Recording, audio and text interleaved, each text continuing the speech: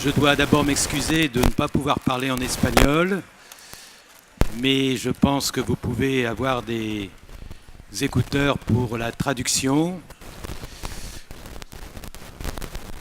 Donc, à la suite de cette très belle journée d'hier, nous allons poursuivre notre voyage aujourd'hui grâce aux deux orateurs et amis que vous connaissez tous, mais que je dois quand même vous présenter. Ensuite, il y aura les deux présentations et on essaiera de garder un petit moment de discussion à la fin de ces deux présentations. La première présentation va être faite par Fernando González Serrano, une fois de plus que vous connaissez très bien, qui est le président de la Société espagnole de psychiatrie et de psychothérapie de l'enfant et de l'adolescent, CEPIPNA, psychiatre et docteur en médecine dans le service de l'enfant et de l'adolescent du réseau de santé mentale de Biscaya et du centre de santé mentale enfants et adolescents d'Uribe. Professeur dans le cursus de formation en psychopathologie et psychothérapie de ALXA et CEPIPNA, professeur, collaborateur et chercheur dans le master de psychopathologie et de psychologie générale sanitaire de l'université de Deusto et responsable d'un groupe de recherche dans le réseau de salut mental de Biscaya. Donc toutes ces compétences, tous ces exercices vont nous permettre sûrement d'apprécier beaucoup ce que Fernando, tu vas maintenant nous dire. Muchas gracias, Alain. Bueno, en primer lugar quiero agradecer sobre todo a Bernard Bols, que está... Perdón, así mejor. A Bernard, que él es el que me ha animado a acompañarle en esta sesión plenaria y bueno, pues agradecerle y sobre todo decir que es para mí un honor, decimos aquí, el compartir mesa con él y con Alain Braconier, porque básicamente todas las cosas que yo voy a decir tengo que decir que las he aprendido de ellos, a veces directamente en algunos encuentros y otras veces a través de la abundante bibliografía que tienen sobre estos temas. Bueno, me centraré en el título de mi intervención, no sé si aparece, bueno, es Intimidad y tolerancia a la soledad en la adolescencia. Lo voy a hacer sin apoyarme en transparencias, en diapositivas, quizá en ese sentido, pues en un clima de lectura o de compartir las reflexiones, en un clima, diríamos, de una cierta intimidad. Bueno, voy a organizar esta exposición en los siguientes apartados. Tras una breve introducción, voy a tratar sobre los hitos del desarrollo que van a propiciar una experiencia de intimidad y me centraré, evidentemente dejando otras concepciones a un lado, en el logro por el bebé de la capacidad de estar solo en presencia del cuidador. En un segundo apartado trataré sobre la experiencia y las dificultades en torno a la intimidad evidentes, creo yo que todos lo compartiríamos, en muchos adolescentes de los que atendemos. Y por último, trataré de la influencia de los elementos anteriores en la relación terapéutica, o más bien en la diversidad de relaciones terapéuticas que proponemos a los adolescentes, a veces relaciones duales, otras veces relaciones grupales o relaciones institucionales. Lo primero, tenemos que decir que hablar sobre la adolescencia también nos pasa en otras áreas de interés de nuestra disciplina. Está expuesto hoy más que nunca una enorme incertidumbre. Nos preguntamos hasta dónde sirve la comprensión del desarrollo psíquico que hemos compartido estos últimos decenios. cómo podemos integrar la aceleración cambiante de nuestros modelos sociales y la multiplicidad de comportamientos y modos de relación que proponen como valor central en nuestras vidas el derecho a la individualidad. Sabemos que son al mismo tiempo una riqueza y una incertidumbre en la adquisición de la identidad, y esto es más notorio todavía en los adolescentes, que intentan ser sujetos activos y cumplir su deber, que es cambiar el mundo. Vayamos al objeto de mi exposición. ¿Qué sentido tiene hoy la intimidad? ¿Es realmente un valor o es una limitación? ¿Sigue cumpliendo el mismo papel en la construcción de la identidad? Parece que el tema suscita interés, no solo desde la clínica, la psicopatología o el psicoanálisis. Recientemente una compañera psicoanalista de Bilbao, Pilar Puertas, presentaba una ponencia muy interesante titulada La intimidad, una territorialidad conquistada.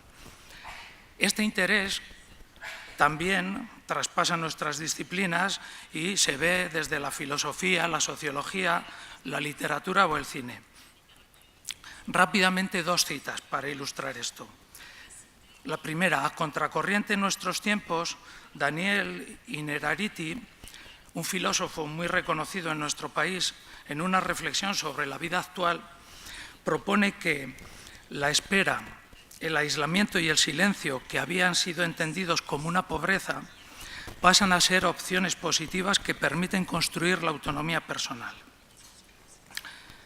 Peter Handke, poeta, narrador y director de cine austriaco, creo que bien conocido, escribe también lo siguiente: vivo de aquello que los otros no saben de mí. Quizás el denominador común que hay bajo este interés es la amenaza que sentimos de desaparición de nuestra privacidad y nuestro espacio íntimo.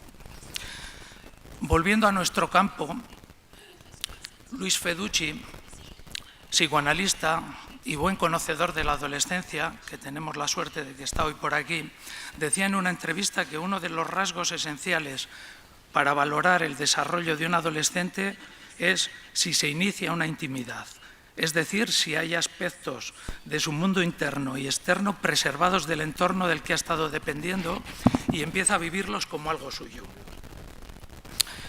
Hace no tantos años no hubiéramos entendido acercarnos a un adolescente sin explorar prioritariamente sus espacios de retirada, de soledad, acompañado de su música, sus libros, sus ensoñaciones y sus escritos.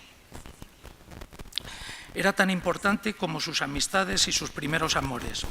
Hoy lo primero que se impone en la relación que tiene es la relación que tiene con su smartphone y cómo se siente de popular en el mundo de las redes sociales.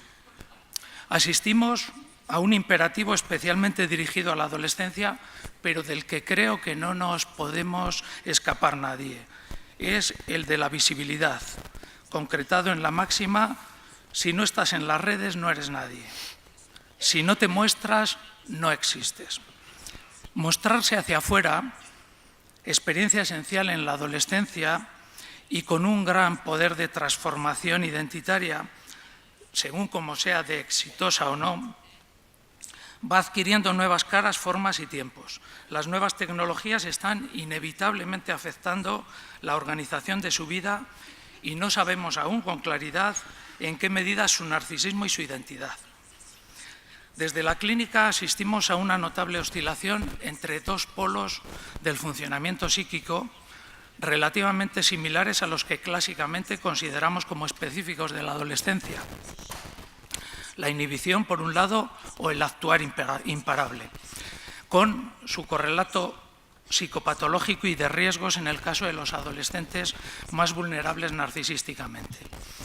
El primer polo es el de la interacción constante con otros adolescentes, conocidos o no, a través de las nuevas tecnologías, con frecuencia solo con textos o imágenes, sin lenguaje verbal y con escasa presencia física real. Con la sensación siempre agridulce de una popularidad teñida de decepciones. Se completa con una huida de la experiencia de intimidad que con frecuencia se vive en negativo, como una soledad insoportable o vergonzosa. El segundo polo es el del aislamiento, de adolescentes que viven un fracaso en su participación en este mundo de continua exposición e interactividad. Son adolescentes recluidos en el hogar, en su habitación, desescolarizados a menudo, a los cuales enganchan fácilmente las actividades online, con su poder adictivo y sus riesgos, los juegos, las apuestas, el consumo de porno y los intercambios virtuales con desconocidos. A menudo también la intimidad se torna en soledad angustiante con verdadero sufrimiento depresivo. Muchas veces esto acaba incorporándose a la personalidad de forma egosintónica y tonalidad masoquista. Es esta identidad de raro, de friki. No es raro que acabe en una renuncia a buscar una salida en la apertura a los otros y sin encontrar tampoco apoyo en sus objetos o ideales internos para crear una cierta esperanza en el futuro. Voy a volver al bebé y en el segundo apartado voy a hablar de la capacidad del bebé de estar solo en presencia del otro, del cuidador, de la madre, como primera experiencia de intimidad. Todos aceptaríamos, creo yo, que las vivencias o percepciones en torno a la intimidad tienen un correlato biológico en el concepto de temperamento, que nos permite evidenciar desde muy tempranamente competencias variables para ir creando una experiencia de la corporalidad con sus excitaciones, preludio de la ansiedad y la calma. Pero es el encuentro con el entorno de los cuidadores primarios lo que va a convertir esta experiencia en una construcción individual, social y cultural. Esta función organizadora del entorno está hoy, creo yo, en cuestión en la medida en que las prácticas de cuidados, el término crianza sigue siendo un término que nos gusta, se van modificando enormemente en los últimos decenios. Luego volveré. Paul Denis, en un congreso en Bilbao hace ya unos años, nos hablaba de la importancia de las discontinuidades relacionales tempranas.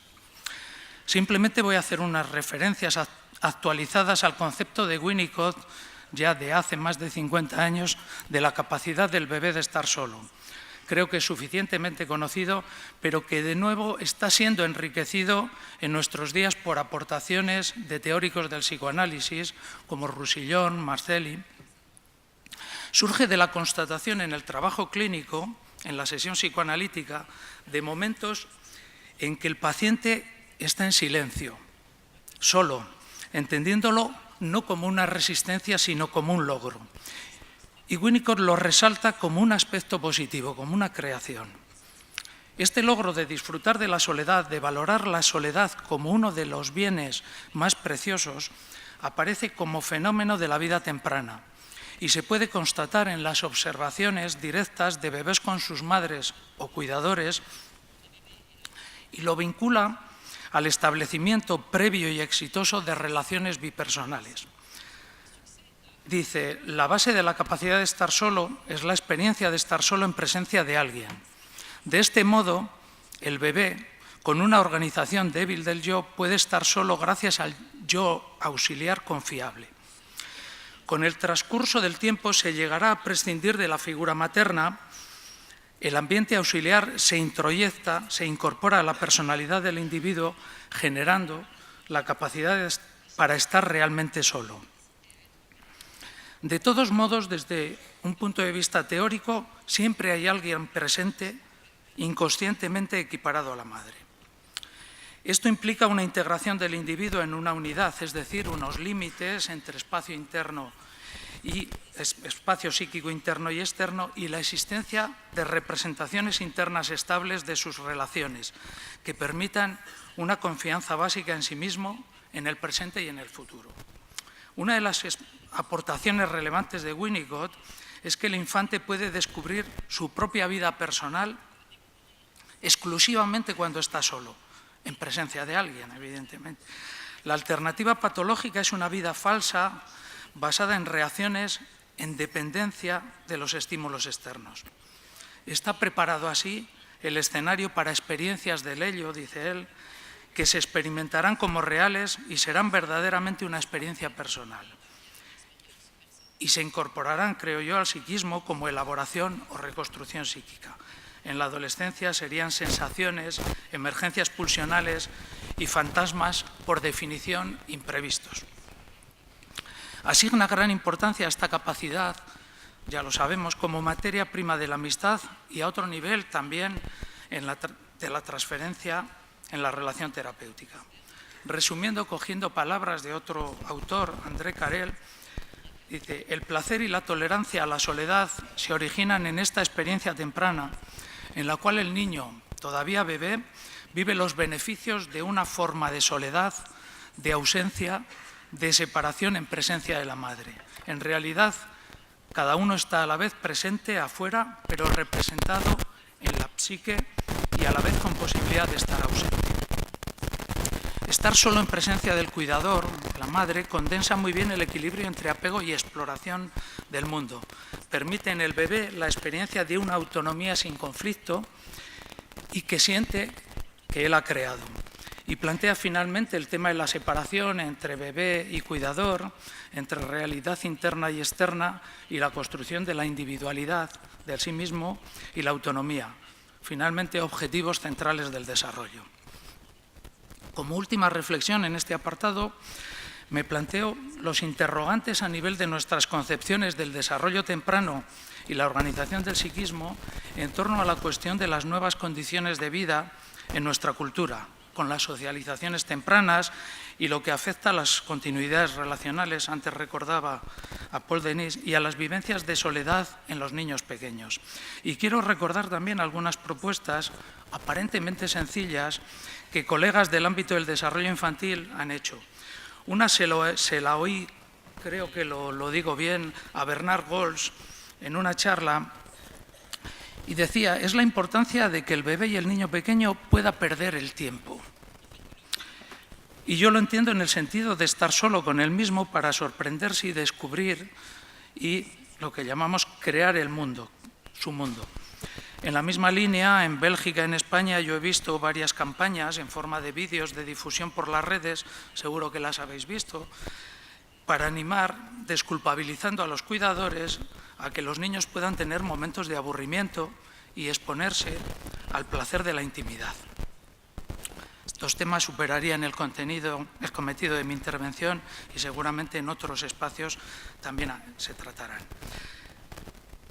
Siguiente apartado, voy a hablar un poco más de la experiencia de intimidad en soledad y compartida.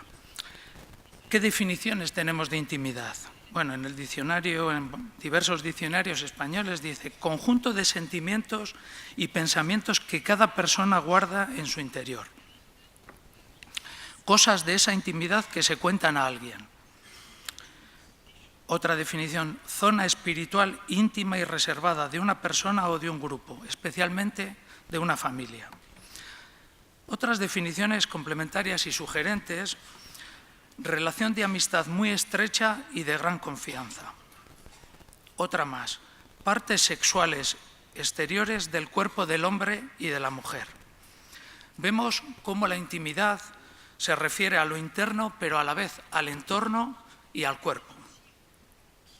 Desde el punto de vista fenomenológico, la entenderíamos como la conciencia del propio funcionamiento psíquico, es decir, la experiencia de ser y de lo que somos, con sus variantes entre la normalidad y la psicopatología. Podemos concluir así que hay un área de estrecha confluencia entre intimidad e identidad.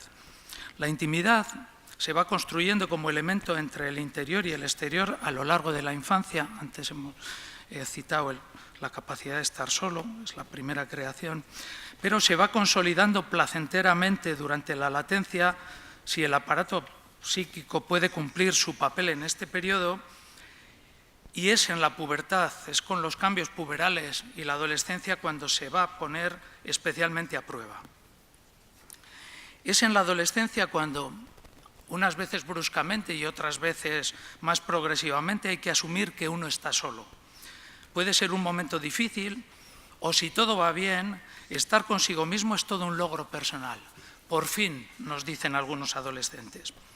La intimidad no es estar aislado, es estar en contacto con el mundo interno y a la vez permitir la existencia y la influencia de lo externo. Podría decirse que el interés, la apetencia objetal, que llamamos, no pone en peligro el narcisismo ni altera la intimidad. Es el sentimiento de unicidad y el narcisismo los que dan la libertad para compartirla. Durante la adolescencia la intimidad es sacudida, antes también lo he citado, por intensas emociones, reviviscencia de experiencias y sensaciones corporales y psíquicas vinculadas a las relaciones tempranas con las figuras parentales, a las que se suman las novedades inesperadas de la pulsión y el cuerpo emergentes.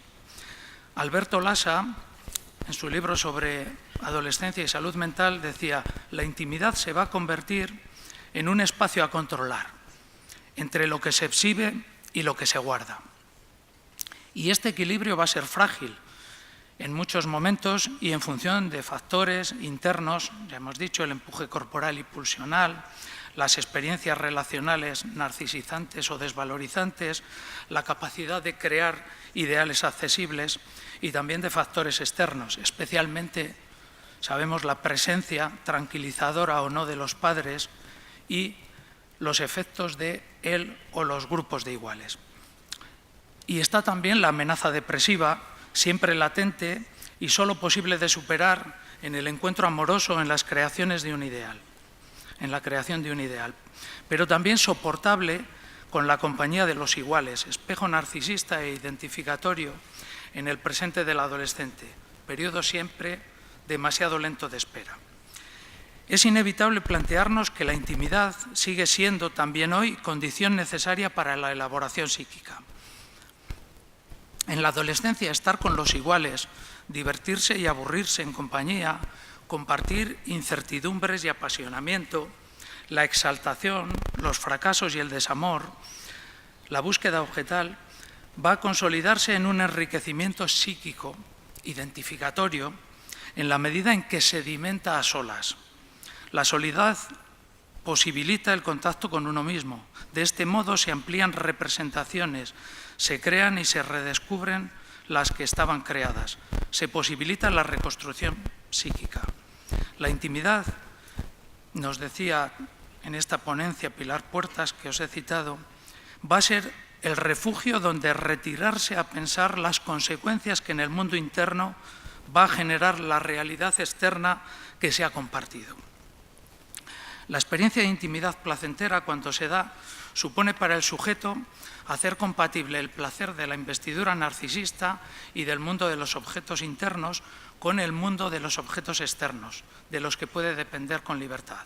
Es posible así, recogiendo la comprensión de autores a los que ya he citado, entre ellos Alain Braconier, vivir la paradoja especialmente presente en la adolescencia, que se puede resumir en esto que ya conocemos de: para ser más yo necesito de los otros. Lo que me alimenta mi narcisismo es la relación con los demás. Como decían estos autores, y conocemos en nuestra práctica, lo necesario para el crecimiento psíquico del adolescente es no sentir esta aparente paradoja como conflicto paralizante, es decir, poder tolerar la dependencia sin vivirla como esclavitud. No quiero olvidar una breve referencia, no me da tiempo a profundizar sobre ello, a la importante relación entre intimidad e ideal del yo. Esta instancia, que sabemos que es una construcción esencial propia de la adolescencia, que se sirve del exterior, del grupo de iguales, como espacio identificatorio y de gratificación narcisista. El ideal del yo es un estímulo para sostener el procesamiento de la continua reconfiguración identitaria y así poder enriquecer la intimidad. La contención de lo íntimo, de lo privado, va a perder su cualidad cuando este espacio no puede ser vivido en su función. Pasará a lo público a modo de desbordamiento que deja un sentimiento de vacío interno y suele llevar a la búsqueda de objetos o ideales inalcanzables o tiránicos. Creo que hoy juega un importante poder de influencia Internet y sus potencialidades virtuales y los espejismos que es capaz de crear.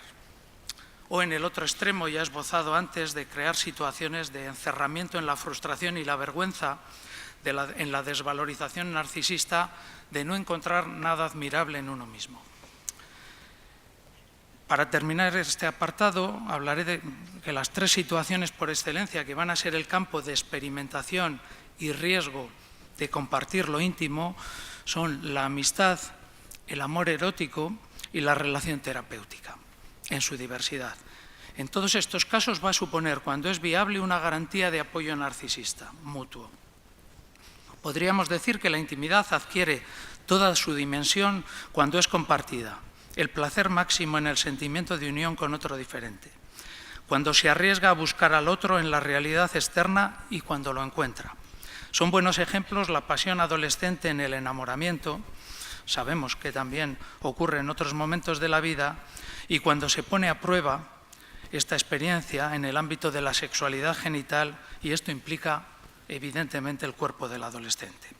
La adolescencia es también el periodo de las confidencias con amigos, el tomarse en serio y compartir los sueños de cada uno, la intimidad, o al menos aspectos de ella, ofrecidos a aquellos, pocos en general, con los que se compromete en relaciones que tienen un gran potencial para la construcción de la identidad. La amistad permite, no fuerza la intimidad. La amistad no invade al otro. Le gusta el acuerdo y la armonía, pero acepta el desacuerdo. No se busca la unicidad sino la otredad, nos dice también en sus escritos Derrida. Pensando en los ideales de hoy, diríamos que no hay tiempo para mantener muchas relaciones de amistad verdadera, es decir, la que se da en un contexto de construcción del sí mismo. Uno se pregunta cómo se puede tener o mantener 200 o 2000 amigos por las redes. La amistad que conlleva ese compartir la intimidad requiere estar atento, escuchar al otro y actuar con la palabra y el silencio y con los afectos en la construcción biográfica del amigo. El último apartado es el de la intimidad en las relaciones terapéuticas. Voy a intentar acelerar un poco por el tiempo. Podemos considerar la relación terapéutica como una situación propicia para el despliegue de la intimidad. También podemos estar de acuerdo con nuestra comprensión que estos encuentros, va implícito en la condición de relación terapéutica, son propicios para la elaboración psíquica siempre que sean compatibles con la necesaria distancia relacional que los adolescentes suelen exigir. Tarea prioritaria del terapeuta, como del adulto en general, es facilitar esto, dejando todos los logros, es decir, la responsabilidad del éxito en esta sintonía relacional al adolescente. Verdadera repetición de la presencia del objeto que permite la creación de experiencias personales auténticas en el espacio transicional implica preguntar a los adolescentes como la madre, cuidador, pregunta al bebé, hacer comentarios, proponer palabras, acompañándole en sus descubrimientos. Pasar tiempo con ellos, dejándoles solos consigo mismo y redescubriendo quizás el placer de cuando jugaban siendo bebés en esa mezcla de ausencia-presencia del cuidador. Voy a traer una breve situación clínica con un adolescente de 16 años que consultó por grave inestabilidad emocional y conductual en el hogar. Es hijo solo, convive con los dos padres y previamente sufrió una situación de humillación y acoso con sus iguales. Le atiendo semanalmente desde hace año y medio en sesiones individuales. Mientras tanto, ahora los padres están siendo atendidos por un compañero psicólogo. Tras un ingreso hospitalario por una descompensación aguda con componentes paranoides importantes que remitió bien en pocos días, me ha venido repitiendo en cada sesión durante meses: tendrás que ganarte mi confianza de nuevo y no te va a ser nada fácil. Hemos tenido muchos momentos de silencio en que él cerraba sus ojos como adormilado y yo sentía una cierta inquietud interna que a veces le comunicaba. Él me decía a menudo: tú pregunta, para casi inmediatamente repetir: eres un pesado, ¿a ti qué te importa mi vida? Y sumirse de nuevo en el silencio. Paralelamente, vive un aislamiento casi total de sus iguales, aunque se ha conseguido que asista muy adaptadamente al centro escolar, porque antes y evitar la desescolarización.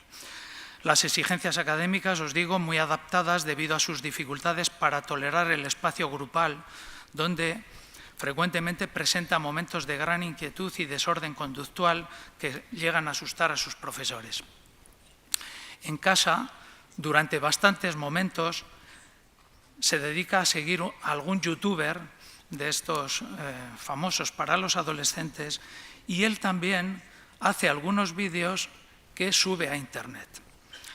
En las últimas semanas, y teniendo como soporte su smartphone, que lo trae a consulta, me pide, a modo de deber escolar, que me vea algunos vídeos para que luego me haga un examen en la siguiente consulta.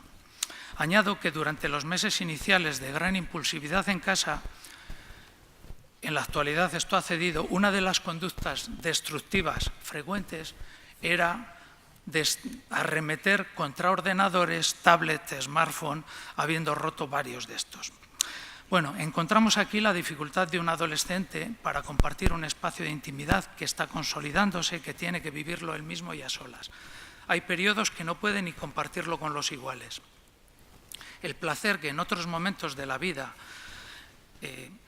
era compartir esta intimidad se convierte fácilmente en un peligro de dependencia, que puede acabar, lo sabemos, en una ruptura a veces inesperada del proceso terapéutico o pasos al acto. El reto para el adulto, incluidos nosotros, terapeutas, va a ser respetar la intimidad del adolescente sin intromisiones, incluso sin pretender ni desear siquiera que la comparta. Insistimos a menudo en la sensibilidad durante la adolescencia entre relaciones terapéuticas, especialmente duales, que puedan ser sentidas como intolerables. Sienten que pierden su solidez identitaria, que son controlados. Esto es especialmente, lo sabemos, evidente en adolescentes con organizaciones borderline o gran fragilidad identitaria, pero a veces, con sorpresa, lo vemos también en adolescentes neuróticos o más sanos. Todo lo anterior nos plantea la idoneidad de abordajes psicoterapéuticos intensivos, incluido el psicoanálisis. Esto ya sabemos que es un tema muy controvertido, y nos hace repensar aspectos técnicos, adaptaciones y flexibilidad en los marcos de atención, con el objetivo de que no provoquen demasiada excitación, es decir, que respeten el espacio íntimo. Diversos autores, antes he citado algunos, retoman hoy las concepciones de área transicional para facilitar los cuidados y poner en marcha intervenciones adaptadas en los adolescentes más vulnerables y que soportan más estas implicaciones terapéuticas. En mi opinión, los terapeutas que trabajan desde los tratamientos basados en la mentalización sostienen en buena parte propuestas compatibles. Se trata de evitar abordar directamente la parte conflictiva de la experiencia psíquica, a menudo no mentalizable y actuada en las conductas, y buscar activamente con el adolescente espacios y experiencias cooperativas libres de conflicto. Ya voy terminando. En la asistencia en centros de día con adolescentes con graves carencias narcisistas y entornos familiares y sociales muy perturbados, se comprueba cómo estas experiencias son sentidas por los y las adolescentes como de creación individual y a veces también grupal. Por ejemplo, talleres basados en actividades manuales, artísticas o deportivas, y tienen efectos realmente terapéuticos, movilizadores o generadores de imágenes más valiosas de sí mismos, y permiten la construcción de ideales menos rígidos e inalcanzables. Les posibilitan ir pasando de estar dominados por su mundo, por sus exigencias y vacíos internos, pero también por su pulsionalidad arcaica y la búsqueda de placeres sin demora, a situarse en el mundo y actuar en él, en la realidad externa, y retomar su proceso adolescente. A modo de conclusión, muchos adolescentes sufren hoy situaciones duraderas e intensas de soledad. En nuestro mundo hipercomunicado sabemos que se puede estar solo. Merece la pena ofrecer espacios de encuentro para compartir de manera respetuosa esa intimidad en la que nos ofrezcamos sin hacernos demasiado presentes, para que ellos puedan experimentar su mundo interno y sus ideales sin impotencia y esclavitud. Facilitar, estas son palabras de Philippe Jamet, que logren sentir algunos momentos de mirarse a sí mismos con ternura, que puedan recuperar de sus primeras vivencias momentos placenteros compartidos, El padre del adolescente que os hablaba me decía que los momentos en que más tranquilo estaba era unos momentos que le había pedido que le ayudase a hacer sus vídeos con música, con las canciones que escuchaban cuando era niño pequeño, y el padre le ayudaba. Bueno, si el adolescente no pudo disfrutar de estas experiencias, como a menudo vemos en los adolescentes que atendemos, poder apoyarse en el presente de la relación terapéutica para intentar una nueva construcción psíquica que abra caminos de renarcisización y de esperanza. Quiero hacer un recuerdo a Juan Manzano, al que escuché más de una vez decir que cuando podemos experimentar esto en el trabajo clínico, enriquecemos también nuestro mundo íntimo y es una de las experiencias placenteras de nuestra tarea de terapeuta. Muchas gracias.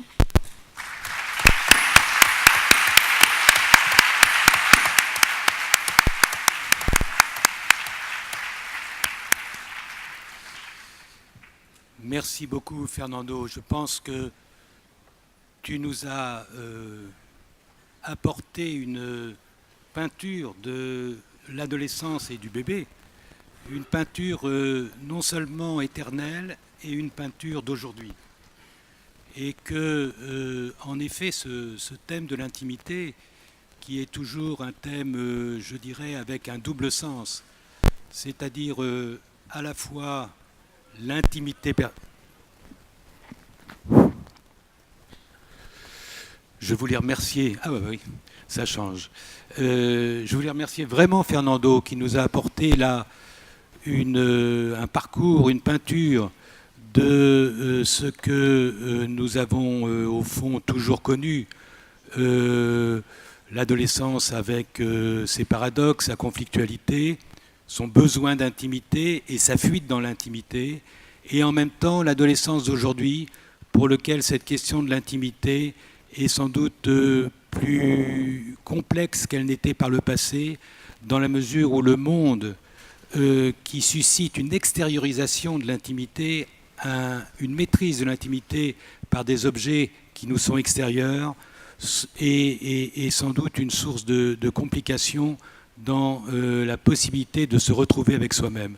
Je trouve que tu nous as apporté vraiment un parcours là, très clinique, très juste de la rencontre avec l'adolescent d'aujourd'hui. Il y a toujours eu des adolescents qui ont dit « tu devras à nouveau gagner ma confiance ». Je crois que ça, nous avons entendu toujours ça depuis très longtemps avec les adolescents. Mais la différence, c'est que par exemple pour l'amitié, eh bien, on voit bien que ces adolescents ont des difficultés à construire une amitié, comme tu nous l'as dit, et que ça va être des enjeux sur leur identité future. Alors, merci, un grand merci pour ça, Fernando. Je crois que vraiment, dans la continuité de la journée d'hier, tu nous montres combien notre pratique est une pratique qui nécessite, au fond, la complexité. Et que cette complexité doit nous amener à la fois en faire un outil, et à la fois à la considérer comme un besoin du sujet humain qui, pour ceux qui sont le plus en difficulté, la perdent, cette complexité. Paradoxalement, les sujets en grande difficulté ne sont plus complexes. Ils sont devenus univoques, ils sont devenus fermés sur eux-mêmes et ont perdu cette complexité. L'intimité, n'oublions pas, elle a deux sens, le rapport à soi-même et la relation intime. Et que ça introduit évidemment la rencontre avec l'autre et nous y sommes confrontés. Tu nous l'as montré vraiment avec beaucoup de justesse et beaucoup d'actualité, ce qui me paraît en effet important. Donc je passe tout de suite la parole à... Merci encore, hein, Fernando.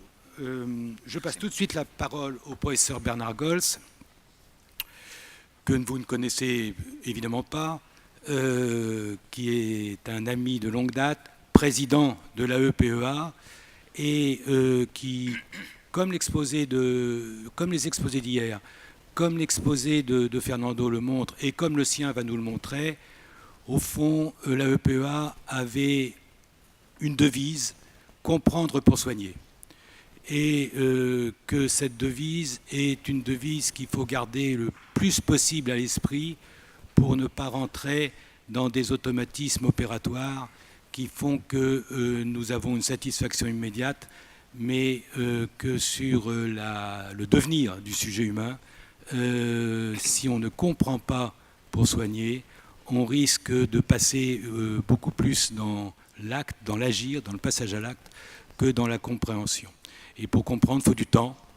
Et le temps, évidemment, aujourd'hui, est compté. Et c'est peut-être là une des conflictualités entre notre monde contemporain et explique peut-être aussi en partie que l'approche psychopathologique dynamique soit aujourd'hui un petit peu négligée par un certain nombre de personnes qui nous entourent. Alors Bernard Gols est professeur de psychiatrie de l'enfant et de l'adolescent au groupe hospitalier Necker Enfants Malades. Il est donc le président de la EPEA. Ses publications, vous les connaissez tous, j'espère. Et Bernard, je te passe tout de suite la parole pour qu'on puisse vraiment t'écouter avec attention jusqu'à le temps qui te convient.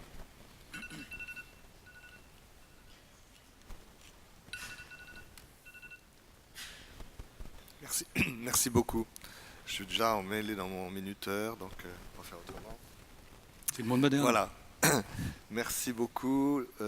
Vraiment, je suis très heureux de participer à cette séance plénière consacrée à la thématique des liens qui existent entre le fonctionnement psychique des tout-petits et le fonctionnement psychique des adolescents.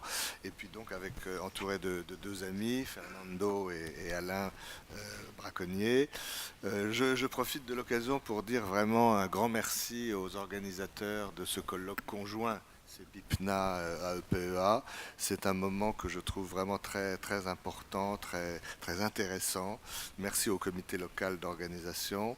Et puis peut-être une remarque un petit peu teintée d'autosatisfaction pour la EPEA. Enfin, ça rejoint les propos que tu viens de tenir. Je trouve que ces colloques, chaque fois, sont vraiment l'occasion d'un plaisir de pensée extraordinairement intense, des espaces de réflexion. Parfois, ça m'arrive, je vais le dire gentiment, mais parfois dans certains congrès de pédopsychiatrie peu classiques, je finis par m'ennuyer un petit peu. Et dans les colloques de l'AEPEA, jamais. Il y a vraiment quelque chose de très particulier.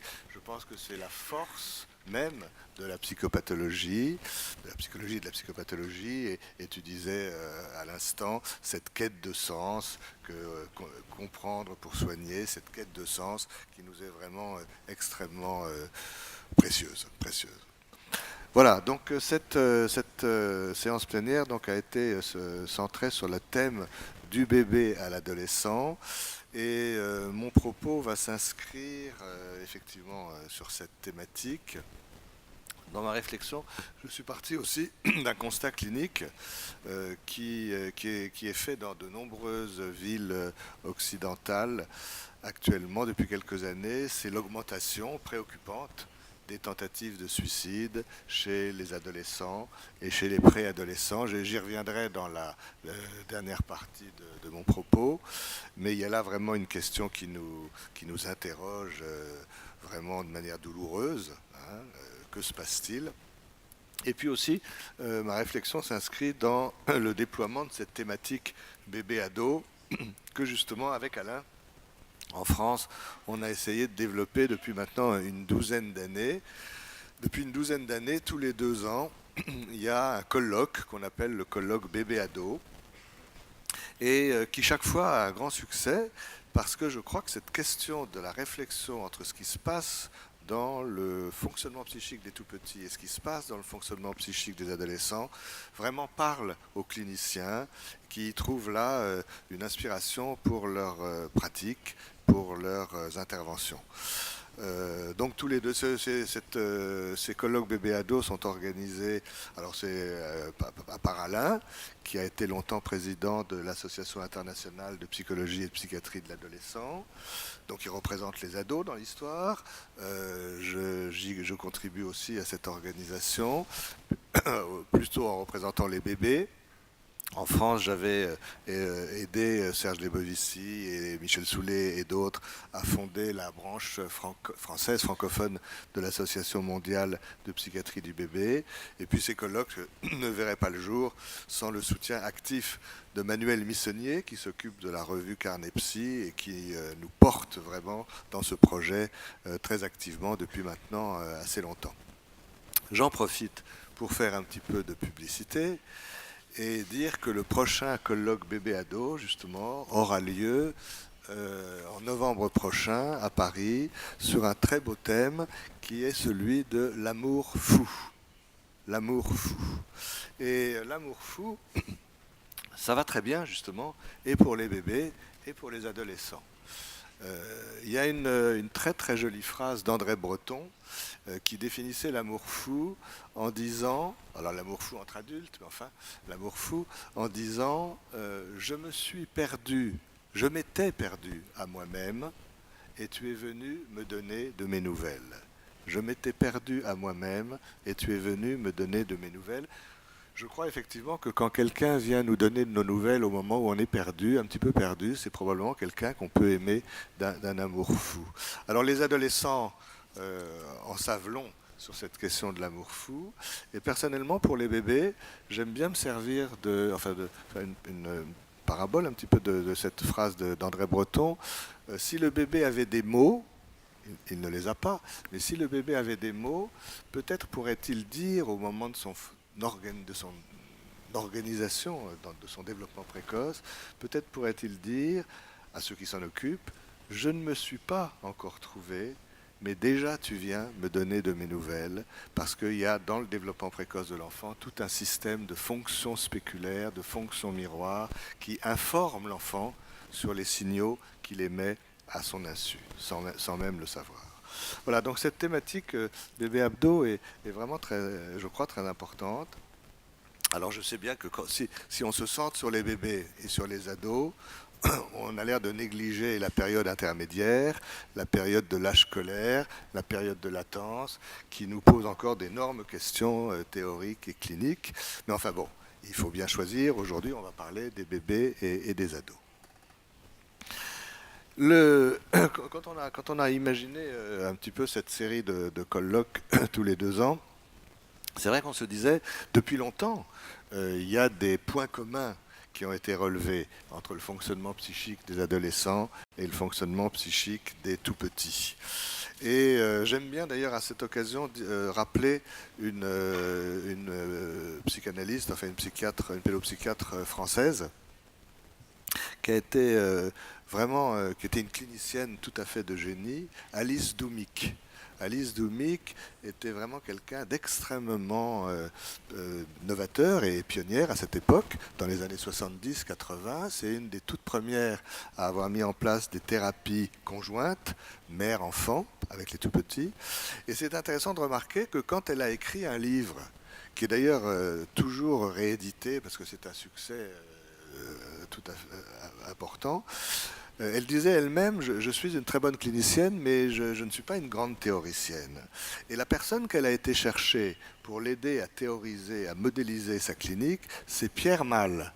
Pierre Malle, qui était un grand psychiatre, psychanalyste d'adolescents en France à l'époque, comme si Alice Doumic, qui s'occupait de bébés, avait senti que c'était quelqu'un qui s'occupait d'adolescents qui allait lui permettre de réfléchir, de modéliser, de mettre en forme, de théoriser sa pratique, alors qu'on se ressentait surtout comme une clinicienne.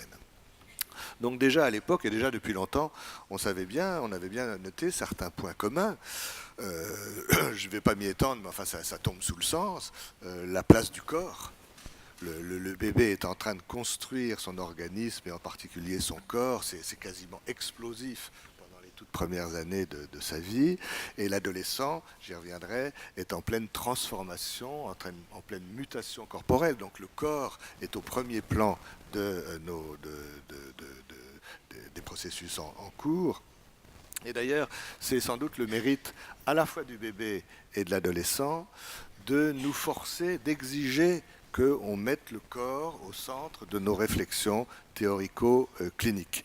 Du point de vue psychanalytique, je rappelle souvent que Maurice Merleau-Ponty, qui a déjà été évoqué d'ailleurs au cours de ce congrès, Maurice Merleau-Ponty, il y a déjà longtemps, disait « Si la psychanalyse oublie trop le corps, elle finira par le payer très cher ».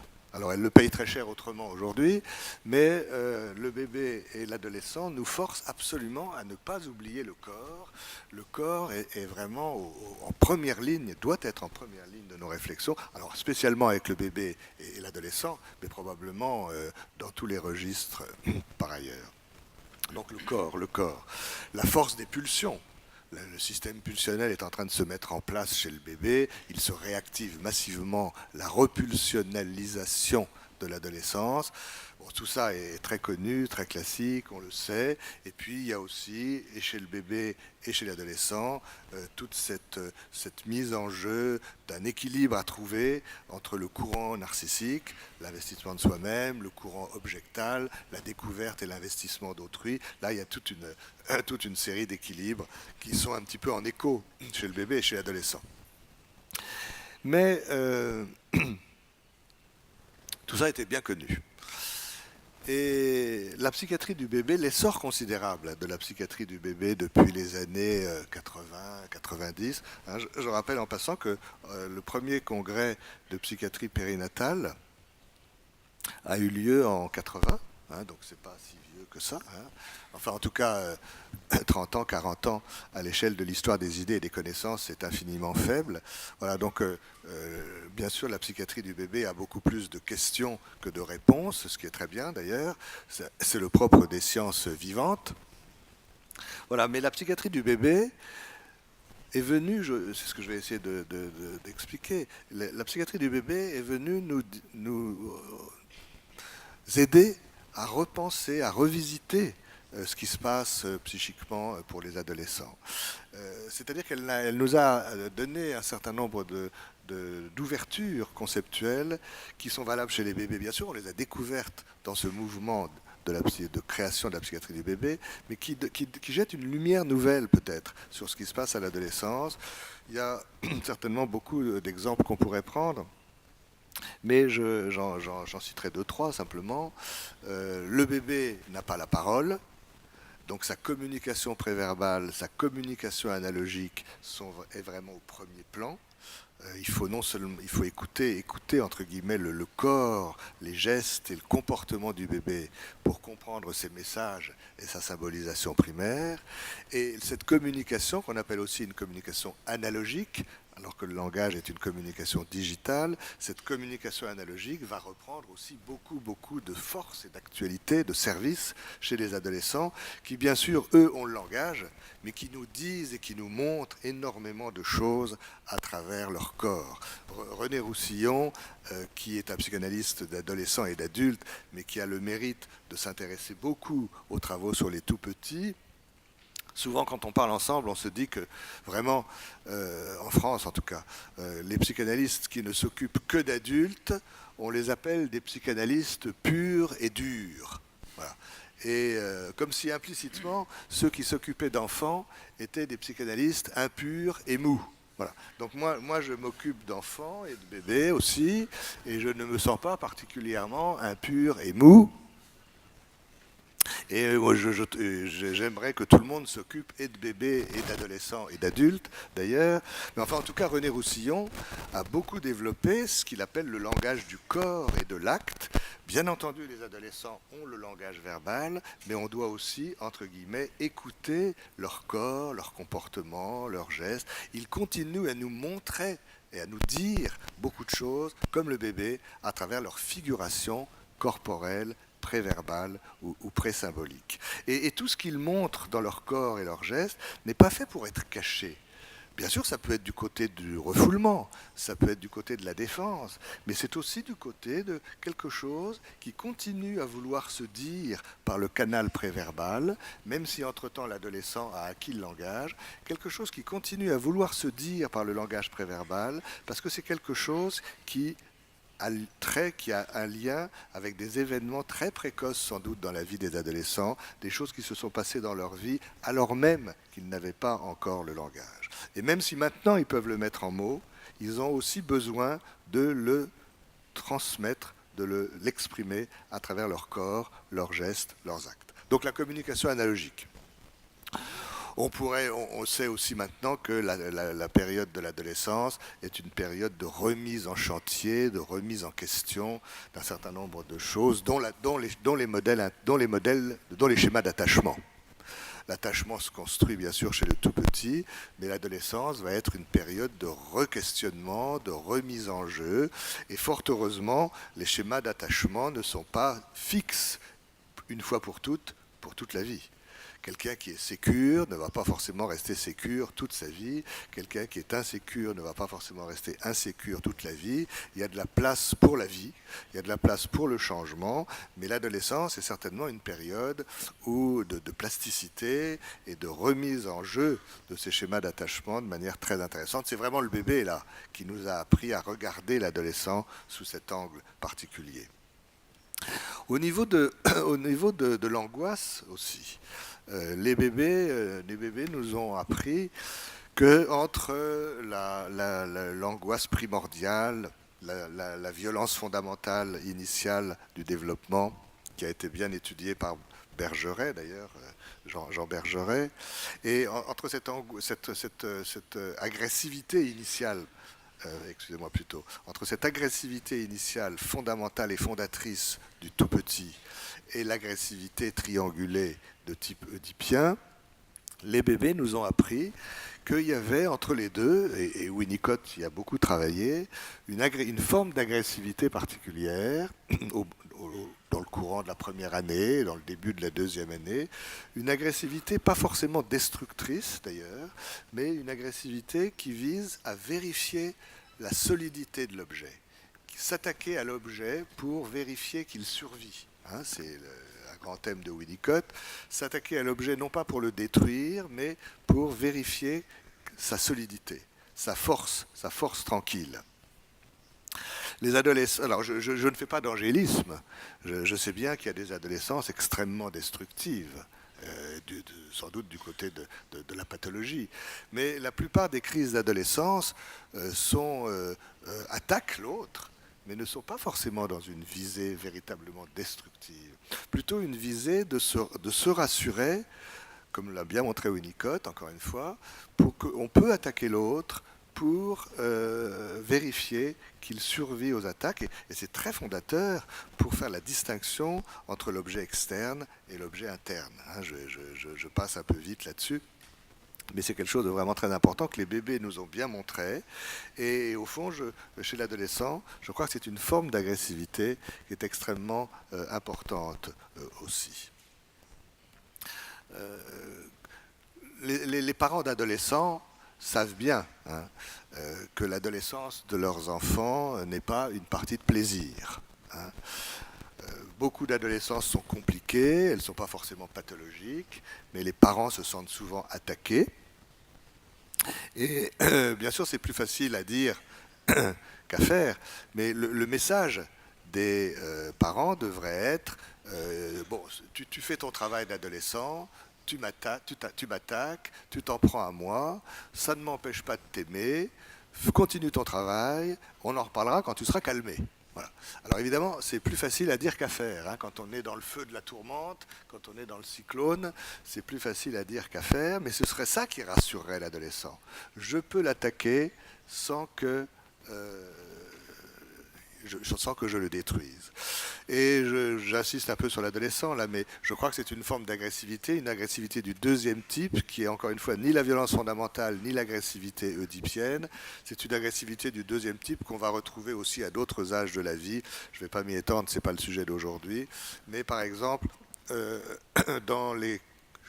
chez les personnes âgées, dans les couples âgés, il y a des choses qui sont assez émouvantes. Quand je pense à un film en France qui s'appelait Amour, au pluriel. C'était Jean-Louis Trintignant qui jouait dans ce film, et on voyait bien comment, entre deux personnes âgées, quand l'autre est malade, et où on se dit que ce serait le moment que l'autre soit gentil est très présent et très prévenant, on voit au contraire une agressivité monter, comme si l'autre avait besoin de se rassurer en disant si je peux encore l'attaquer et si on a encore du temps pour se réconcilier après, c'est que peut-être il ou elle est moins malade que je ne le crains. Hein, c'est assez triste évidemment comme mouvement, mais c'est une agressivité du deuxième type qui là aussi peut fonctionner donc à d'autres âges de la vie. Et puis, je prends un quatrième exemple, la communication analogique, l'attachement, cette agressivité du deuxième type. Et on pourrait dire que le bébé nous a aussi appris que chez les adolescents, il y avait une résurgence, une reviviscence importante de ce qu'on appelle les identifications adhésives qui ont été décrites chez le bébé, notamment par Esther Bick. C'est-à-dire ce besoin de se coller à l'autre pour se sentir exister. Et je trouve que ça éclaire différemment la dynamique des groupes chez les adolescents. Hein, on a beaucoup travaillé bien sûr la dynamique des groupes chez les adolescents, mais souvent sur le mode un peu des identifications névrotiques secondaires, avec un leader et des membres du groupe qui s'identifient au leader, aux attentes, aux aspirations, aux ordres du chef. Tout ça est juste, bien entendu.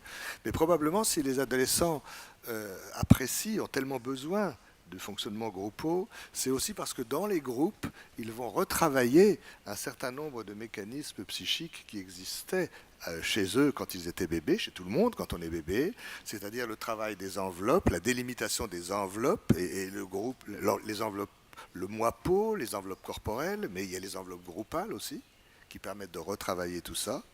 Et puis, se coller à l'autre, fonctionner dans le on, fonctionner dans le nous, c'est retravailler, c'est reprendre le chantier qui fait passer de l'indifférenciation à la différenciation intersubjective. Entre le on et le moi, le je, il y a le nous, hein, qui donne un gradient, une continuité dans ce processus d'accès à l'intersubjectivité et à la subjectivation. Voilà.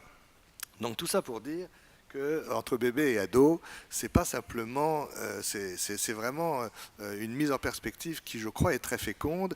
Et vous le sentez bien, la question n'est pas simplement de dire les adolescents sont d'anciens bébés, parce que ça c'est banal, et c'est un truisme. Bien sûr, les bébés vont devenir des adolescents et les adolescents sont d'anciens bébés. Mais ce n'est pas ça la thématique bébé-ado. La thématique bébé-ado, c'est de dire qu'à l'adolescence, on va pouvoir retravailler des mécanismes du tout début de la vie psychique, les remettre en fonctionnement, les remettre en question et les retravailler autrement. C'est-à-dire que déjà, en disant cela, je parle de Jean Laplanche et de la théorie de l'après-coup. Et Jean Laplanche disait très souvent que, j'y reviendrai pour la séduction tout à l'heure et l'énigme, Jean Laplanche disait, mais la théorie de l'après-coup, je ne sais pas si c'est tellement facile à traduire, en anglais c'est deferred action, en espagnol je ne sais pas. Il disait cette théorie doit être lue dans les deux sens. Bien sûr, le passé explique quelque chose de notre présent, mais quand tout va bien, notre présent nous permet en permanence de retravailler, de réécrire, de transformer, de remanier notre passé. Du passé au présent, du présent au passé. Quand on va, j'ai été 2 fois à Londres dans la maison que Freud a habité dans les dernières années de sa vie, et à chaque fois j'ai trouvé une petite phrase d'un poète. En anglais, c'est assez curieux. It's never too late to have a happy childhood. Il n'est jamais trop tard pour avoir une enfance heureuse. Alors évidemment, d'un point de vue rationnel, c'est pas tout à fait évident, mais on voit bien qu'il n'est jamais trop tard. On ne peut pas changer les événements qu'on a vécus, mais on peut changer le rapport qu'on entretient aux événements qu'on a vécus, ce qui est d'ailleurs au cœur, c'est la vie. Et puis c'est aussi l'objectif des thérapies et des psychanalyses, apaiser, tranquilliser quelque chose, même quand on a vécu des choses extrêmement douloureuses ou traumatiques. La planche se servait souvent d'une petite histoire que j'ai déjà racontée, je m'excuse pour ceux qui l'ont déjà entendue, mais j'en ai pas trouvé de meilleure, pour illustrer cette lecture à double sens, du passé vers le présent, du présent vers le passé, donc du bébé vers l'adolescent et de l'adolescent vers le bébé. C'est l'histoire d'un homme qui se promène à Vienne à la fin du 19e siècle, dans des allées, dans un parc. Un homme dont on ne sait pas l'âge, mais un homme qui aime les femmes. Donc ça, la fourchette d'âge est assez large, comme ça. Et au détour d'une allée, il s'arrête devant une scène d'allaitement d'une jeune femme qui est en train d'allaiter un bébé, la mère ou la nourrice, ça ne change pas grand-chose à l'histoire. Et il s'arrête, il est absolument fasciné, happé, un petit peu figé devant cette image, cette scène. En termes psychanalytiques, on pourrait dire il est médusé, médusé, la tête de méduse, l'effroi, la fascination. En français actuel, on dirait il est scotché. Je ne sais pas si c'est facile à traduire. Enfin, entre médusé et scotché, si vous voulez. Et il a une pensée très nostalgique qui lui vient. Ah là là, ça c'est facile à traduire. Ah là là, si j'avais su quand j'étais bébé que les seins des femmes étaient si jolis, certainement j'aurais tété autrement. Voilà. Et là, on voit bien, et on voit bien que le bébé qu'il a été explique peut-être en partie l'homme qui aime les femmes qu'il est devenu, mais l'homme qui aime les femmes qui est devenu peut en permanence retransformer, remanier, réécrire les souvenirs de son histoire précoce. Voilà, alors je vais maintenant m'approcher de l'énigme, j'allais dire des seins, non, mais de l'énigme, pour m'expliquer sur le titre de mon intervention. Je voudrais d'abord aussi dire quelques mots d'une expérience que je fais depuis une douzaine d'années, chaque année, au printemps, c'est bientôt là pour moi, parce que depuis longtemps je disais, les adolescents sont très fascinés par les bébés. Je crois qu'on a tous pu constater ça, même des adolescents très perturbés. Ça nous est arrivé à Saint-Vincent-de-Paul ou ensuite à Necker, mais enfin surtout à Saint-Vincent-de-Paul, d'avoir ensemble dans notre unité d'hospitalisation des tout-petits et en observation des adolescents, et aussi perturbés que soient les adolescents. Bon, c'est compliqué, il faut être prudent, mais on voyait les adolescents vraiment fascinés, médusés, scotchés devant ces tout-petits, comme si en regardant ces tout-petits au dehors, ils retravaillaient quelque chose du bébé qu'ils pensent avoir été ou qu'ils ont peur d'avoir été, je ne sais pas. Voilà, et je disais souvent, mais il serait important d'aller parler des bébés aux adolescents, parce que je crois qu'on aurait là un moyen, de prévention de quelque chose, de travail sur leur parentalité future, les aider peut-être à mieux accueillir le bébé qu'ils auront peut-être un jour, en les faisant réfléchir au bébé qu'ils ont été ou qu'ils pensent avoir été, comment on peut les aider à mieux accueillir peut-être les bébés qu'ils auront un jour. Et je disais ça de temps en temps dans des congrès, et puis un jour, dans un congrès, je vois une jeune femme, petite mais tonique, qui pose une question publique et qui me dit « Mais Monsieur Gols, je vous ai déjà entendu dire ça, ça m'arrive de me répéter, oui. Je vous ai déjà entendu dire ça, c'est une très bonne idée, mais est-ce que vous l'avez déjà fait, d'aller parler des bébés aux adolescents ?» Et je lui dis « Écoutez, non, j'y pense, mais je n'ai pas encore fait. » Alors elle me dit « Qu'à cela ne tienne, moi je suis enseignante dans un lycée, en seconde, première, terminale. Et si vous voulez, on peut organiser ça. Venez dans ma classe pour parler aux bébés, aux adolescents, des bébés. » Et donc voilà, et elle m'explique qu'elle était dans un lieu, je pensais que c'était tout près de Paris, bon finalement c'était à 100 km de Paris, mais bon, ça fait rien, c'était promis, c'était dû. Et donc chaque année j'y vais. Alors je vais pas en terminale parce qu'il y a quand même la pression du baccalauréat qui est trop forte, mais en première ou en seconde, j'y vais à 2 semaines d'intervalle. On a publié tout ça dans un dossier de la revue Carnet Psy. Justement, l'enseignante s'appelle Marie Biot. Elle est tout à fait exceptionnelle dans sa sensibilité aux élèves qu'elle a. Et on parle des bébés. Ce que les bébés pensent, que les bébés peuvent ressentir, que les bébés souffrent. On a mis longtemps à penser que les bébés pouvaient souffrir souffrir physiquement, mais ils peuvent souffrir psychiquement aussi, etc., etc. Et puis on regarde un film de Bernard Martineau. Bon, je passe un peu tout ça, j'ai pas le temps. Mais vraiment, ils sont médusés. Et je vois dans leurs yeux vraiment une espèce de surprise, de découverte. Et d'ailleurs, quand je m'en vais, ils sont toujours extrêmement gentils. La dernière fois que je suis parti, ils m'ont donné un petit biberon comme ça. Et chacun avait mis un petit mot dedans. Voilà, que j'ai lu quand je suis arrivé chez moi, mais c'était très touchant, hein, parce que je crois vraiment qu'ils découvrent quelque chose du bébé qu'ils ont été, ça change tout quand même, pour le respect de la vie psychique, le respect de la non-violence, etc., le respect des enfants qu'ils auront. Et alors, un des petits mots, par exemple, la dernière fois, c'était « Merci beaucoup d'être venu, on vous souhaite un bel avenir ». Alors, bon, j'étais plus dans la classe... J'étais plus dans la classe pour leur dire que c'était peut-être un peu tard, mais enfin, je veux dire, c'était quand même très gentil. Et je pense qu'il y avait quelque chose de fort qui s'était passé pour eux. Voilà, alors j'en viens à la question de l'énigme. Et pourquoi ce que j'essaie de montrer, et peut-être c'est en lien avec cette question des tentatives de suicide, vraiment assez préoccupante à l'adolescence, c'est que... la place de l'énigme est très importante dans le développement. Je vais revenir à Jean Laplanche pour le bébé, et je crois qu'elle va reprendre une place très importante au moment de l'adolescence.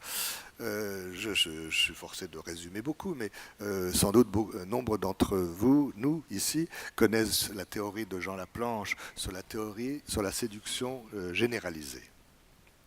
C'est vraiment... Jean Laplanche ne s'est jamais occupé de bébé. Mais tout ce il fait partie de ces gens qui ne se sont pas occupés de bébés, mais qui ont dit des choses extrêmement importantes pour ceux qui s'occupent de bébés. Hein. C'est vrai aussi pour André Green, c'est vrai pour Pierrat Aulagnier, c'est vrai pour Wilfred Bion. Bon, Jean Laplanche ne s'est pas occupé de bébés. Un jour, dans un séminaire à Dijon, où j'avais été invité, il m'avait dit, vous savez Bernard, si j'avais une deuxième vie, je crois que je m'occuperais de bébés. Alors, il ne l'a pas fait, mais ça montre à quel point sa sensibilité aux étapes précoces du développement était très importante. Voilà. Et donc, Jean Laplanche est parti de la question du traumatisme, hein, le traumatisme réel, le traumatisme imaginaire, dans la théorie freudienne. J'en profite pour dire que en français, on a la chance des mots. Aujourd'hui, quand on dit comprendre le traumatisme, comprendre, étymologiquement, c'est prendre ensemble. C'est prendre ensemble quoi? C'est prendre ensemble la dimension de réalité événementielle et c'est prendre ensemble la dimension de réalité fantasmatique. Bon. Donc il est parti de cette question du traumatisme, il est parti aussi de la question de la pulsion, et il voulait beaucoup montrer que la pulsion n'est pas simplement quelque chose de biologique, d'endogène et d'inscrit en nous, que la pulsion se co-construit, comme beaucoup de choses d'ailleurs, mais que la pulsion se co-construit dans l'interaction, dans la relation, dans la rencontre mutuelle, mais très dissymétrique, entre l'organisation psychique du bébé et l'organisation psychique des adultes qui en prennent soin, qui en prennent nécessairement soin du fait de la néoténie fondamentale et fondatrice du bébé. Voilà, cette rencontre mutuelle, mais très dissymétrique, plus dissymétrique que dans toutes les espèces mammifères, il l'a appelée la situation anthropologique fondamentale dont la configuration oedipienne n'est qu'un des exemples, qu'un des cas particuliers. Voilà, et dans cette rencontre donc, entre le psychisme adulte et le psychisme naissant en construction du bébé, il y a la question de la pulsion. Et il a expliqué ça dans plusieurs écrits, mais notamment dans un texte célèbre qui a un titre un petit peu comparable à celui d'Albert Einstein. Albert Einstein avait écrit bien sûr un texte fondamental sur de la théorie de la relativité restreinte à la théorie de la relativité généralisée.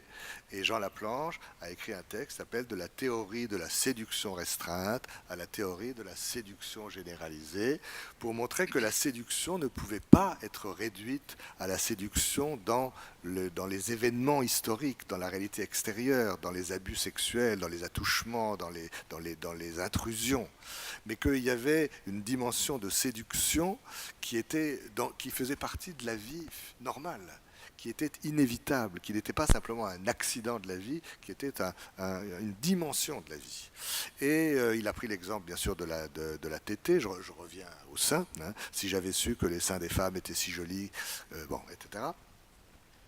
Et il dit, quand une femme allait un bébé,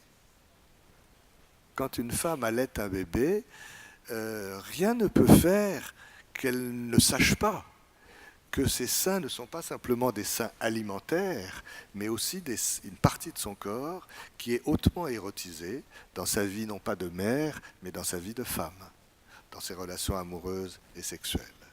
Rien ne peut faire qu'elle oublie quelque part en elle que ces seins ne sont pas que des seins alimentaires, mais aussi des seins érotiques. Et quand elle allait son bébé, bien entendu, elle lui transmet du lait. Ça, c'est pour l'autoconservation du bébé. Mais sans le savoir, ça c'est très important, sans le savoir, à son propre insu, elle émet des signaux qui sont de nature beaucoup plus sexualisée, beaucoup plus fantasmatique, de l'ordre du plaisir et non pas du besoin corporel. Et le bébé, ces messages sexualisés, il les reçoit, il les accueille, mais compte tenu de la dissymétrie dont je viens de parler à l'instant, il ne peut rien en faire. Il ne peut pas les décoder, il ne peut pas les traduire, il va les stocker dans son psychisme en attente de traduction ultérieure. C'est ce que Jean Laplanche a appelé les messages énigmatiques, qui font énigme pour le bébé, mais qui sont, encore une fois, transmis à l'insu même de la mère. La mère, elle pense, et elle a raison, elle le fait, transmettre surtout du lait à son bébé, mais sans le savoir, elle lui transmet aussi des messages plus sexualisés que le bébé va mettre dans son psychisme en attente de traduction. Et c'est sur ce schéma-là que Laplanche va développer toute sa théorie de la co-construction pulsionnelle. Ces messages énigmatiques qui compromettent en quelque sorte les messages autoconservatoires vont être stockés comme objets sources internes de la pulsion. Ils viennent de l'extérieur, mais ils sont déjà internes. Ce sont des corps étrangers, internes, externes. C'est une théorie absolument magnifique pour, dans le cadre du traumatisme, dépasser la limite, les clivages entre dedans, dehors, réel, imaginaire, etc. Voilà. Donc l'énigme du bébé, c'est la mère. La mère et les soins maternels qui sont porteurs d'une force de séduction. Il y a séduction chaque fois qu'il y a passivité traductrice dans le langage de Jean Laplanche. Il y a énigme et séduction chaque fois qu'il y a une impossibilité traductrice et une incompréhension, donc une difficulté de décoder et de métaboliser. Donc c'est la mère l'énigme première. Et toute ma réflexion, j'ai tout ce détour pour arriver à l'idée que pour l'adolescence, cette énigme va être intériorisée. En ce sens que ce n'est plus la mère qui va faire énigme pour le bébé, mais ce sont ces transformations physiques et psychiques personnelles qui sont lancées par la puberté, qui sont lancées par le pubertaire. La puberté, c'est les modifications physiques, et on doit à Philippe Guton le terme de pubertaire pour les transformations psychiques qui accompagnent les transformations physiques. Et cette puberté, ce pubertaire se déclenche, s'enclenche et ensuite ne sont plus maîtrisables par l'adolescent. L'énigme ne vient plus du dehors, l'énigme vient du dedans, de ces transformations psychiques et corporelles auxquelles il a à faire face. Et il me semble que cette intériorisation de l'énigme, qui fait partie du travail de l'adolescence, d'ailleurs, qui a intériorisé un certain nombre de choses qui d'abord viennent du dehors. Mais enfin, je voulais insister sur cette question de l'énigme parce qu'il me semble que cette intériorisation de l'énigme peut donner lieu à des découplages entre la puberté et le pubertaire, qu'on observe d'ailleurs en ce moment de plus en plus souvent. Et peut-être que ce découplage, habituellement, la puberté, les transformations physiques et psychiques vont de pair, vont ensemble. Actuellement, on rencontre de plus en plus d'adolescents ou de préadolescents chez qui les préoccupations psychiques, le pubertaire est déjà très très très accentué, alors que le corps, la puberté, n'a pas encore beaucoup avancé. Probablement c'est très inconfortable. D'où ça vient, je ne sais pas, mais c'est un problème de santé publique. Quand j'ai commencé mes études de médecine, des enfants, des préadolescents qui se suicidaient, Ça existait, mais c'était quand même très exceptionnel. Aujourd'hui, à Necker, il y a un certain nombre de personnes de mon équipe qui sont présentes ici. On le sait bien, à Necker, dans notre activité de pédopsychiatrie de liaison, il y a chaque semaine des adolescents bien sûr, mais aussi des adolescents de plus en plus jeunes qui sont hospitalisés pour des tentatives de suicide vraiment graves, parfois dures, avec vraiment une destructivité, un vouloir mourir qui n'est pas à mettre en question. Et ça nous préoccupe beaucoup. Il faut d'ailleurs penser des dispositifs d'accueil un peu particuliers. En France, un rapport avait été demandé à Boris Cyrulnik en 2007-2008 sur cette question. Un rapport qui a été publié chez Odile Jacob sous un titre, évidemment, très touchant, « Quand l'enfant se donne la mort ». Quand l'enfant se donne la mort.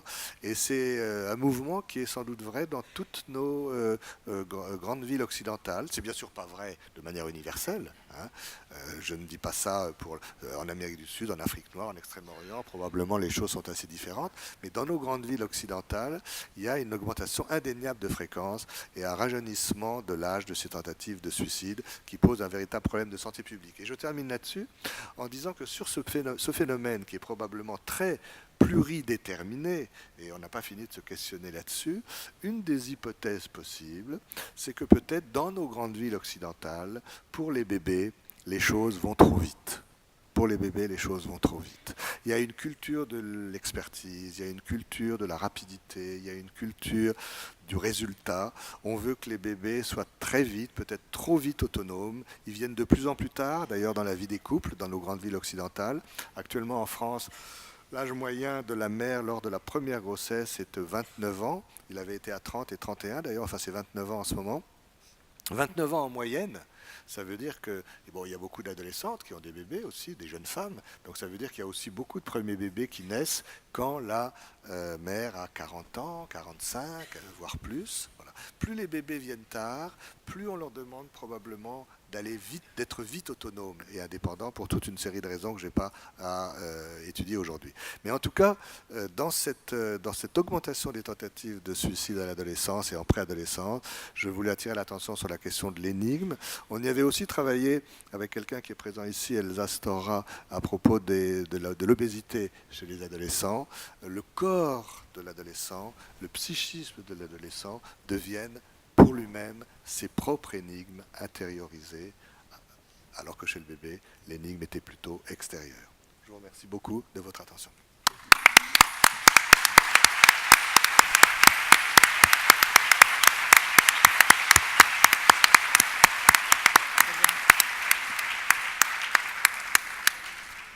Bien, malheureusement, le temps ne nous permet pas de poursuivre cet échange si riche. Je dirais simplement une chose. Je crois que vous nous avez donné l'un et l'autre un message qui, là, n'est pas énigmatique, qui est un message, je dirais, qui nous permet quand même de vivre, de survivre et de soigner les enfants et les adolescents, les bébés, les enfants et les adolescents que l'on reçoit. Qui est ce message: il n'est jamais trop tard pour avoir une enfance heureuse. Et je crois que si on a ça à l'esprit, dès le bébé d'ailleurs, je crois qu'on restera quand même vivant, nous, pour donner une place à la vie à ces bébés, ces enfants et ces adolescents qui viennent nous voir. Merci beaucoup à tous les deux et bravo, je suis vraiment plein d'admiration devant votre exposé que je crois comme vous tous. Merci beaucoup.